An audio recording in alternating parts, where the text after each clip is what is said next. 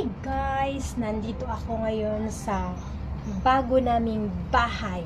So, nandito na kami sa Taikushing. Dati nasa North Point kami. Bali, isang buwan na kami mahigit na nandito sa Taikushing. So, ito yung kitchen ko na gustong-gusto ko kumpara sa sa una naming kitchen. Kasi yung una naming kitchen, ang hirap talaga umilos. Ngayon, medyo malaki na siya. Tapos, tingnan mo yung area niya. Puro salamin. So, nakikita ko yung mukha ko. Nakikita ko yung katabaan ko. So, conscious ako. Yun lang. So far, so good.